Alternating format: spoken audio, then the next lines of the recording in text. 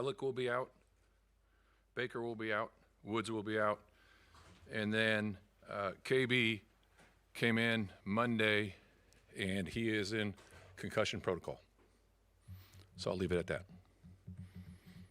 Okay. A good sign for Jim, I guess. Go ahead. With Ellick being out, how much your receiving core is already thin with the guys you've got on IR. What's the challenge now of getting Prochet and some of these guys brought back to the practice squad ready for if as needed on Sunday? Well, that's been a big message from day one here is your role, whether you're on the practice squad or on the roster, of working every day because you never know when an opportunity is going to come up. And I think that's the great thing about Pro, Mace, and Strep. What they gave the defense, the looks and the way they work, that's what it's all about. And I just told the team that this morning too. I said, this is what's great about these guys, the opportunities these guys may have is the way they've worked. And I know they'll make the most of the opportunities they have if given the or when given the opportunity. You'll have to monitor him, but a good sign that maybe he'll be able to do something. Yeah, it's a great sign. He'll be out there working today. He's feeling much better today, and we'll take it a day at a time with him, but it's a good sign. About their how are they able to generate so much pressure with apparently not blitzing a whole lot? Good players. Yeah. I think in the scheme, a really good scheme. Mike does an outstanding job.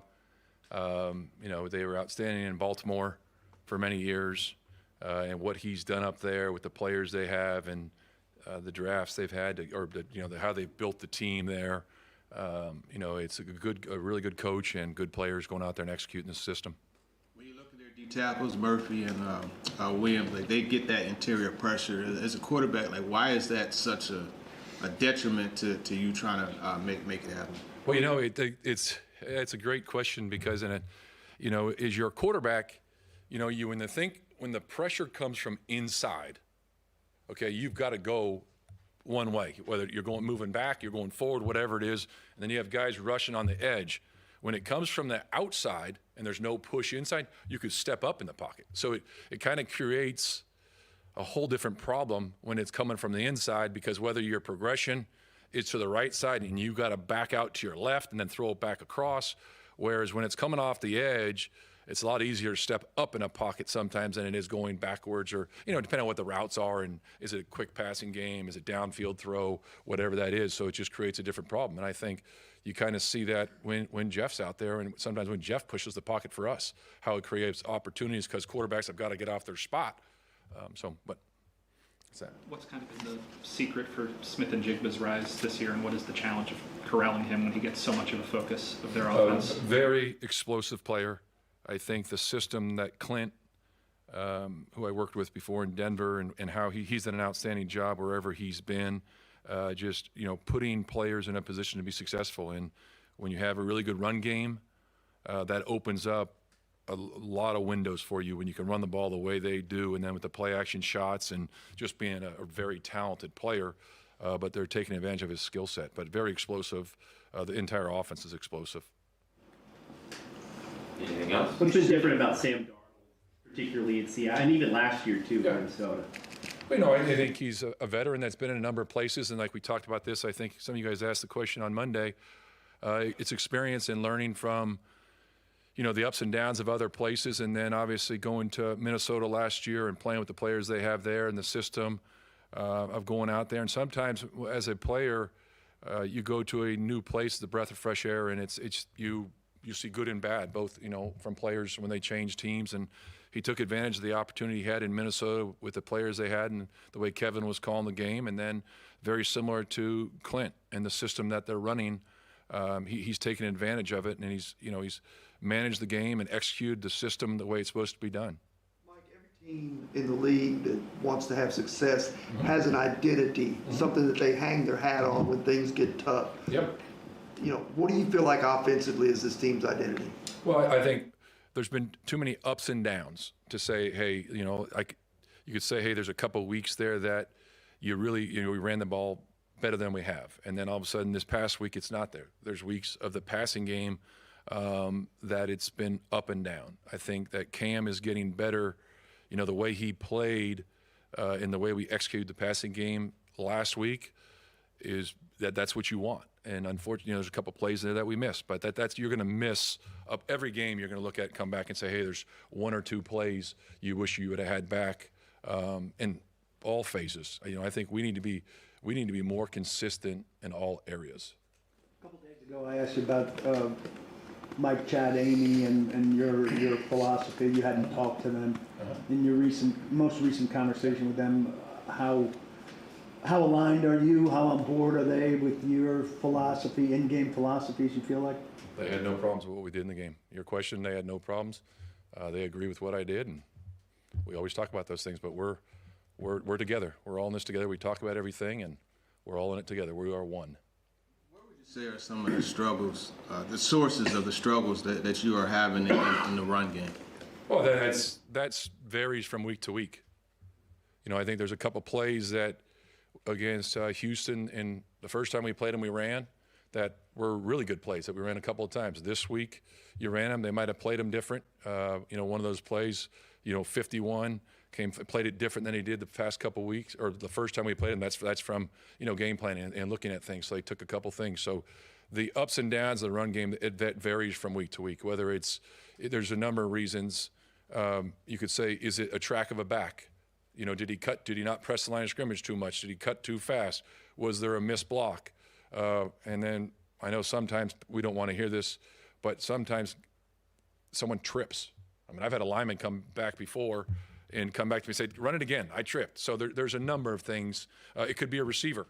It could be a receiver not going and blocking, a down safety or a nickel off the edge. And then sometimes it's scheme. There'll be a time where we run into a bad look. And then there's a time where we should check out of a play. That doesn't happen. So when things don't work, there could be a different answer for every single play. It's not just saying, hey, we didn't do this or we did this, I guess a better way to ask it is there a consistent thing that continues to show up that keeps you guys from being able to run the football successfully? I wouldn't say I would stick with what I just told you. It's different for every play. There's different reasons why. Whether you're not blocking a certain linebacker or you're not getting off a block. I can go on and on for why plays don't work. You got to have to watch every play to say this is why it worked or this. Because you can go back and watch the exact same play, and it looks the exact same, and it's a 7-yard gain. And there's other times it's a 0. And there's times where, hey, do you get beat? Some defense is going to win sometimes too. So, like I said, I could give you 50 reasons for why a play won't work. What sort of progress did you see on third downs last week, if any? I know that was a big emphasis for you coming out of the bye. Did you see the progress? Well, I love being in the 40s.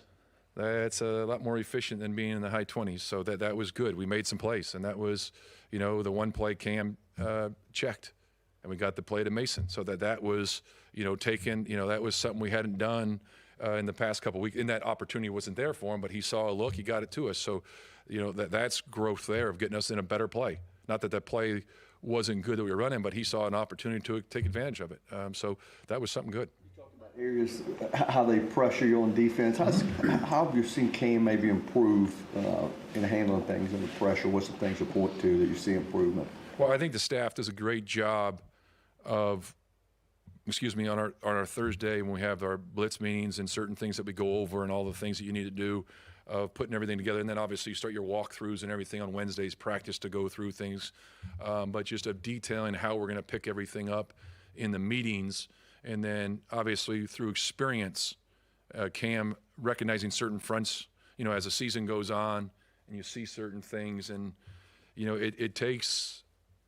sometimes it takes you a little bit of time to get hit in the head maybe once or twice. And then all of a sudden you're like, got it. Now I know exactly why you said that. And it's like, okay, this is the rule, and this is why, of why you got to live with those rules, and you got to stick to them. And there's going to be times where, hey, there's going to be one more than you can block at times, and then you got to understand you got to get rid of that ball. But it comes with experience of him just seeing it faster, and that's like I've been telling you guys since day one. The more he plays, the easier it's going to come. He's going to see a front.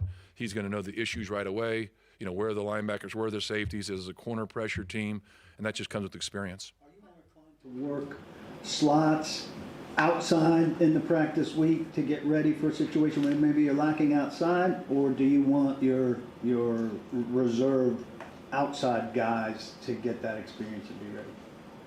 I don't know. Say your question one more time. Your slot guys like Kinsey and Uh-huh. and Prochet or Restrepo, you want them to work outside to be able to take on Alec and maybe Chim's reps, or your guys on the practice squad who are bigger and maybe have more experience outside, would you lean on them? Shoot, after last week, they got to know everything. You never know when that's going to come up. And I think give the players so much credit for what they did that last drive in the game.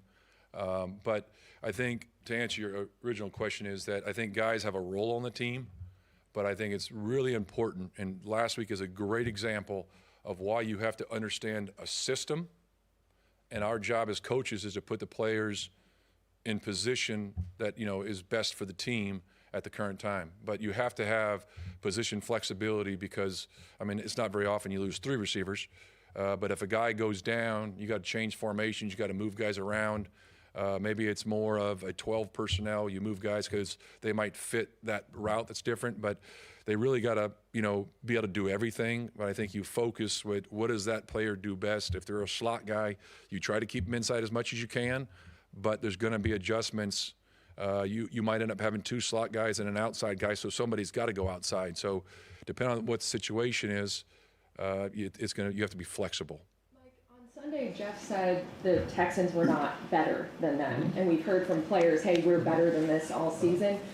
At this point, though, with a lot of problems persisting, can you reasonably prompt and extract that better level of play they talk about and produce that on the field when we're not seeing it but we're hearing it from the players? Well, yeah, I think everyone looks at you look at a game and you look at something. Okay, you're right there. You got to find a way to make those plays to get up 10 or whatever that is, or get the big stop on 3rd down, so you get that opportunity to win it.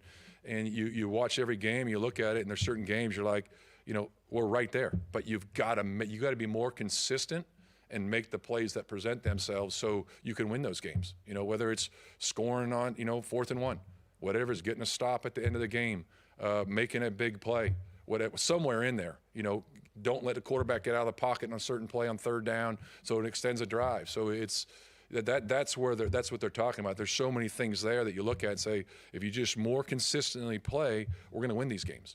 I believe that better level of play is possible to Oh, achieve. yeah, definitely. You can always every week. It doesn't matter what your record is. You're always trying to play better, and that's you. You always want to be playing. You always say on a team, you want to be playing your best football in December, and you want to continuously get going from September week 1 all the way through. It's like, how do we play better? I mean, you've been on teams where you throw for X number of yards and you miss 2 balls. And you're like, we need to be 100%. We want to be, and that's what you strive for. You know, it's never going to be perfect, but that's what you're striving for, perfection. You feel like this team is playing better since you took over, or even before that? There's been some really good things. You know, and then like I've just said, there's certain plays that you go, we got to make those plays. We have to make those things, and you got to put yourself in a position to win games. And I think we've been right there, but we've got to make more plays more consistently in all 3 phases. All right, thank you.